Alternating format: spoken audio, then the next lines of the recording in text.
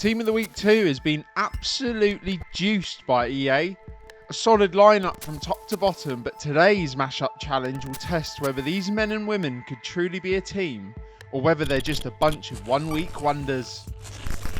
Let's take a quick look at the challenges for the season. Competing in the league, the highest rated player in the squad plays in. We need to win the league, win a domestic cup, and have one of our weekly warriors win either the Golden Ball or Player of the Season. Got it? Good. Alrighty then, so before we go and get Team of the Week 2 into Football Manager, I thought it'd be worth having a cheeky little look at what the cards look like on FIFA FC. So I'm over here on FootGG, and Vinicius is just cracked, isn't he? Game over, man. It's game over. 91 rated card. He's the highest rated player in the squad, which does mean LALIGA will be the league that we go to battle in with this squad. But he is cracked. He's already up to 2.5 million. He did go up to bloody 7.9 million. Gosh, imagine being the guy who bought him for 7.9 million. Other than that, we got my boy Sonny, the Tottenham fan in me is absolutely loving having him in this squad. He'll probably be our captain, to be fair. Obviously, Florian Wirtz, breakout season last year. And we've also included the women on this one. So Mateo, Harder, and Seike, I think you say that, Seike, apologies if not. They will be in the squad on Football Manager 24. Yes, we will be using women. Huh? Right, the squad is locked and loaded into Football Manager. Very quickly going with the tactic. The starting 11 at least just screamed 4-2-3-1. That's a pro move right there. If you're wondering how I've done their stats, I've just basically used the FC cards as the guideline, as the base. So if these are horribly wrong compared to what they are in real life, blame EA like usual, yeah? But what's funny about them is they're all quite short and very light compared to the men. So how they look, how they work in the match engine, I have no idea. Right from the bottom of my heart. It's going to be tough. The league, probably not. Spanish Cup, maybe. Golden Ball, Player of the Season, I would like to think so. Real Madrid and Barcelona are in the league though, so it's gonna be tough. And speaking of those two, we actually play both Madrid and Barcelona away in the first 3 games of the season. My eyes are bleached. So Madrid away to kick off the season, and it was a rocky road in the first half. VAR saved us from an early deficit before none other than Kylian Mbappe burst free to put Real 1-0 up at the break. No. Wait. I threw the hairdryer at the boys and girls during half-time, and it didn't take long to see a response as Sonny levelled it up early into the second half with a lovely finish. Unfortunately, Mbappe is just too damn good as he raced away for a second before forgotten man Brahim Diaz pelted in a third to finish off the tie. Never good to lose game 1, but we had every right to feel hard done by looking at the stats. If I speak... 2 more goals from Sonny saw us pass Bilbao in game number 2 to see us pick up our first 3 points of the season, heading into an away game at Barcelona. This time, it was the attackers who bottled it, as a second-minute Ansu Fati goal was enough to see Barcelona win yet another game we should have gotten more from. I am in big trouble. 13th in the league after our nightmare start then, but with 2 of the toughest games out the way already, it's time for the season to really start cooking. And cook we did, as Team of the Week 2 banged goals left and right up until the new year.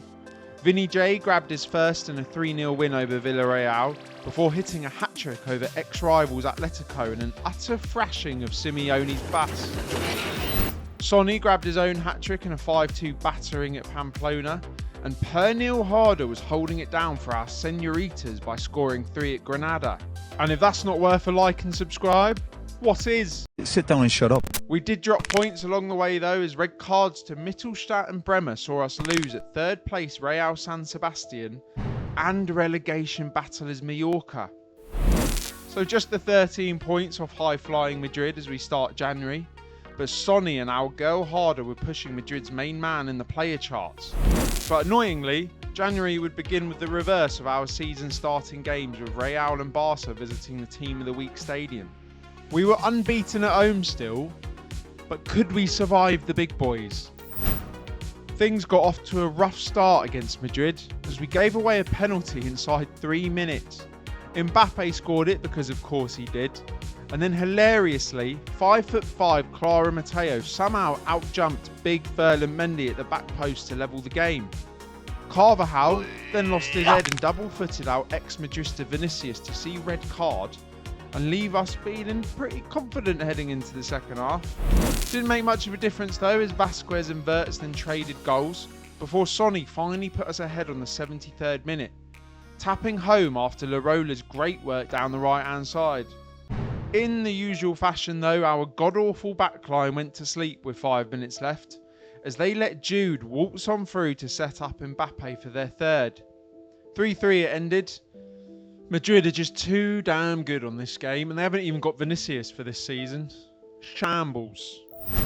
Barcelona are up next, and this battle took a little longer to get going.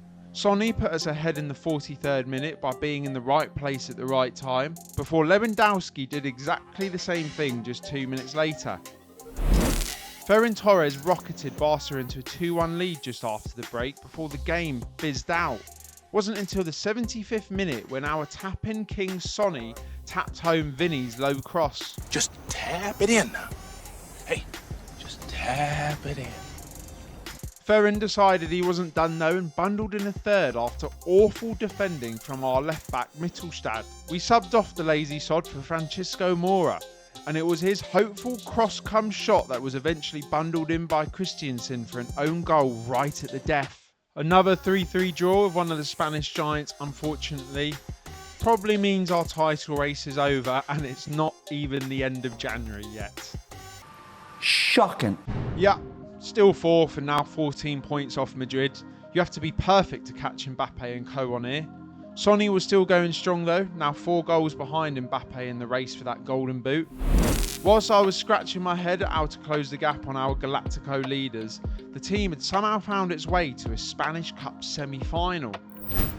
Huerta and Mirandes had been savagely dispatched. Sevilla lasted until extra time but still got booted off the pitch in the end, before fallen giant Deportivo La Coruña was seen off in the quarters.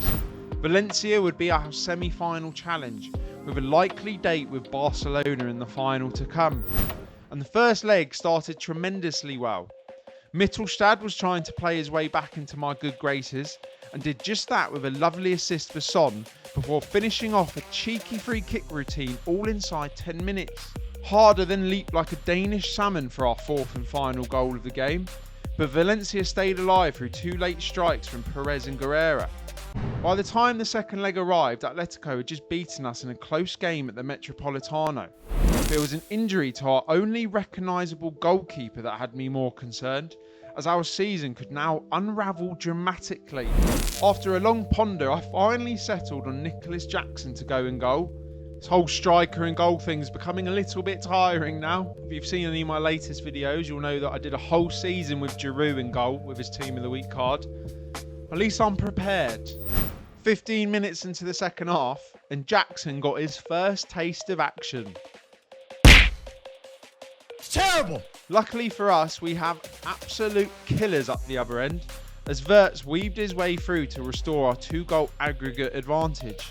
Jackson was doing his best to cock things up for us, comically letting in a Perez strike before standing like a deer in the headlights for Valencia's third on the night.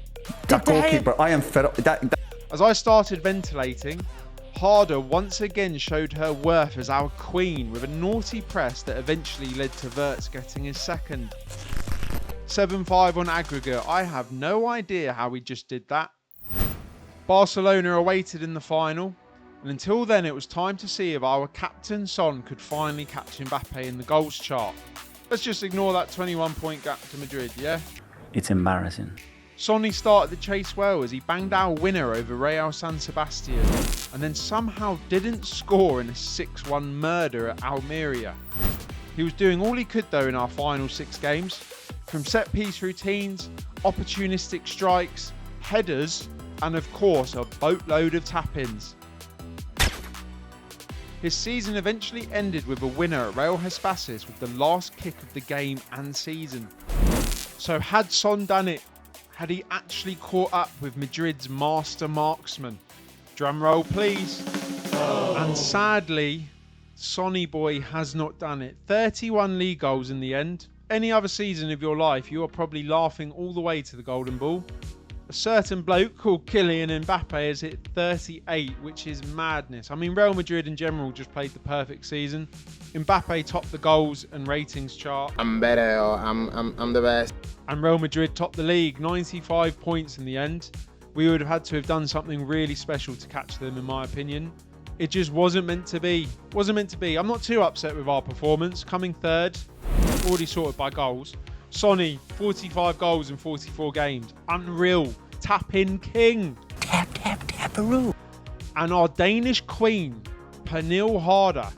If I go back quick, 23 goals, 13 assists in 45 games. She actually had an XG of 22, so she underperformed by 4. But she was unreal. You're going to have to let me know in the comments if you think I've gone overboard on the stats. Their PAs are like 155. But they've developed really well. And she's only a 3-star player. Like, I don't look at that and go, oh my God, she's like world-class, unreal. We are not done yet because we've got to go and play that Spanish Cup final against Barcelona. And please, God, can we complete at least one challenge?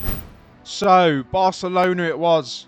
Team of the Week 2's only shot at some silverware would require a huge effort to overcome Hansi Flick's Catalonians. Effort that just wasn't there to start the final. Our awful attempt at tiki-taka woke nonsense eventually led to a Barca break where Lewandowski did Lewandowski things. Our petite French ladette Clara Matteo managed to bundle home an equaliser against the run of play though. Thank you. But our backline once again let us down. I made some desperado changes in the second, throwing on a more attacking left back whilst also focusing play down the left hand side, and well, it worked a bloody treat. We then had a final chance with just a few minutes left as ex-Barca man Rafinha took his time in a corner and a few dirty tricks later, and the rest, as they say, was history.